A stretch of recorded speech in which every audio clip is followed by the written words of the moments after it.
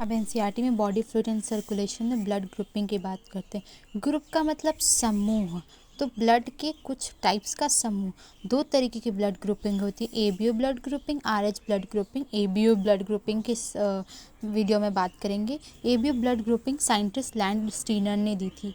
जैसे ये किसके हिसाब से ब्लड ग्रुप का नाम रखा गया है, जैसे ये आरबीसी है, आरबीसी के ऊपर अगर ए एंटीजन प्रेजेंट है, वैसे दो एंटीजन के प्रेजेंट और एब्सेंट होने की वजह से ब्लड ग्रुप का नाम रखा गया है। अगर एंटीजन ए या एंटीजन का नाम ग्लाइकोप्रोटीन भी होता है, एंटीजन एक टाइप का ग्लाइकोप्रोटीन होता है। अगर ए या एंटीजन ए प्रेजेंट है तो उस ब्लड ग्रुप का नाम होगा ए। अगर बी प्रेजेंट है तो उस ब्लड ग्रुप का नाम होगा बी। अगर उसमें कोई भी एंटीजन नहीं प्रेजेंट है तो उसका नाम होगा ओ या नील, इसको बोलते हैं no antigen present on the RBC या नो ग्लाइकोप्रोटीन नील। और अगर दोनों प्रेजेंट है तो इस ब्लड ग्रुप का नाम हो जाएगा ए बी ब्लड ग्रुप। अब यहाँ ब्लड ट्रांसफ्यूजन के बारे में बताया गया है। अब ब्लड ग्रुप क्या क्या होता है, उसमें कौन कौन से एंटीजन प्रेजेंट होते हैं और भी सारी चीज़ के बारे में बात करते हैं। जैसे किसी पर्सन का ब्लड ग्रुप ए है, वो ए वाले ब्लड ग्रुप से बिलोंग करता है, तो पता चल गया कि उसके आरबीसी पे ए एंटीजन होगा और उसके प्लाज्मा में एंटीबॉडी प्रेजेंट होती है। तो ए के अगेंस्ट, एंटी का मतलब अगेंस्ट, ए के अगेंस्ट एंटीबॉडी थोड़ा प्रेजेंट होगी। अगर ए के अगेंस्ट एंटीबॉडी प्रेजेंट होगी तब तो ये अपने ब्लड को ख़राब कर देगा ना, तो इसके प्लाज्मा के अंदर एंटी बी एंटीबॉडी प्रेजेंट होगी। एंटीजन वो होता है जो इम्यून रिस्पॉन्स के लिए रिस्पॉन्सिबल होता है, इंड्यूस कराता है। एंटीबॉडी वो होता है जो, एंटीबॉडी वो प्रोटीन्स होती है जो एंटीजन के रिस्पॉन्स में प्रोटीन प्रोड्यूस करती है, ठीक है। तो इसके में एंटी बी होगी। इसी तरीके से अगर किसी का बी ब्लड ग्रुप है तो बी एंटीजन होगा और उसके एंटी ए एंटीबॉडी प्रेजेंट होगी उसके प्लाज्मा में। अब दोनों एंटीजन हैं तो उसके में दोनों एंटीबॉडी नहीं प्रेजेंट होगी, वरना किसी एक से तो रिएक्शन कर ही लेगा। और अगर ओ ब्लड ग्रुप है यानी जिसके सरफेस पे कोई एंटीजन नहीं है तो उसके एंटीबॉडी, उनके प्लाज्मा में दोनों तरीके की एंटीबॉडी प्रेजेंट हो जाएगी। अब ब्लड ट्रांसफ्यूजन, हमें पता होगा कि हम किसी का भी ब्लड किसी पर्सन को ऐसे नहीं दे सकते, हमें चेक करना पड़ता है ब्लड ग्रुप। तो देखिए हम कैसे चेक करते हैं। जो डोनर है यानी जो ब्लड अपना डोनेट करता है उसका हम लोग क्या चेक करते हैं, हम लोग उसके आरबीसी पे कौन सा एंटीजन प्रेजेंट है वो चेक करते हैं।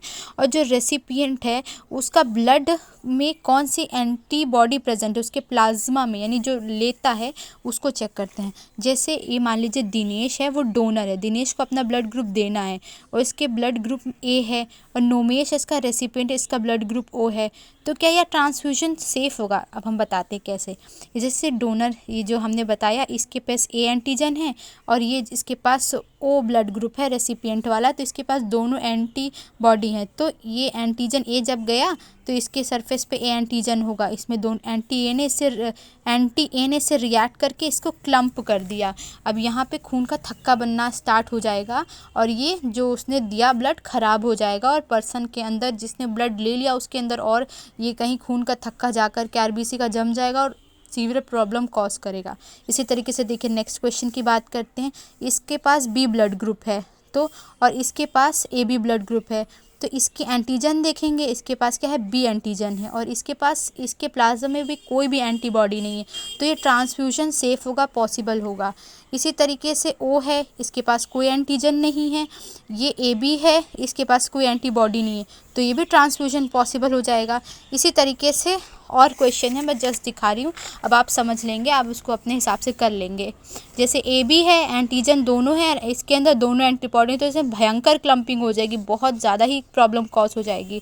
तो इससे हमें क्या पता चलता है कि जो ओ वाला ब्लड ग्रुप होता है उसको हम लोग यूनिवर्सल डोनर कहते हैं, क्योंकि उसके पास एंटीजन है ही नहीं, तो कोई भी एंटीबॉडी होगी जिसको हम दे रहे हैं तो क्या ही फ़र्क पड़ेगा।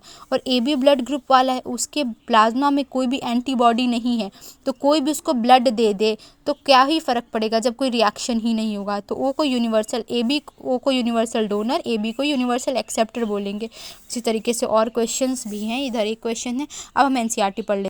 देखिए एनसीईआरटी क्या कहती है ब्लड ग्रुप के बारे में। As you know blood of human differ being in certain aspect though it appears to be जैसा हमें पता है जो ह्यूमन ब्लड होता है वो कुछ ही एस्पेक्ट में डिफरेंट होता है, बाकी सब में वो सिमिलर होता है। वेरियस टाइप ऑफ ग्रुपिंग इसी वजह से ब्लड की जाती है, यानी अलग अलग समूहों में रखा जाता है। दो तरीके की ग्रुपिंग होती है, AB और RH, जो वाइडली यूज होती है ऑल ओवर द वर्ल्ड में। ABO ग्रुपिंग की बात करते हैं।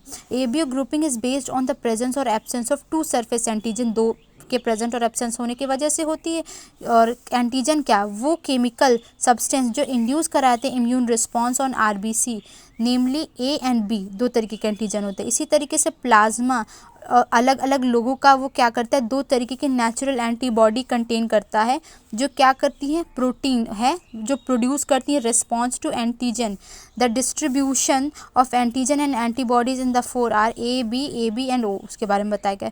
हमें पता है कि हम ब्लड ट्रांसफ्यूजन के दौरान कोई भी ब्लड नहीं दे सकते हैं किसी को या यूज़ कर सकते हैं।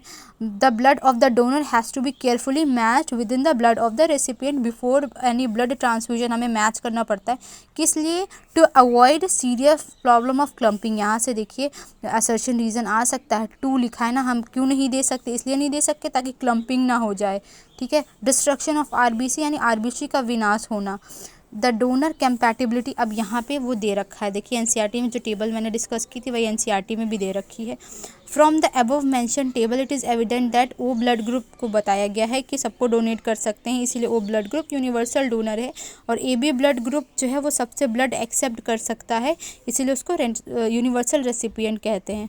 अब आगे का पार्ट नेक्स्ट वीडियो में आएगा।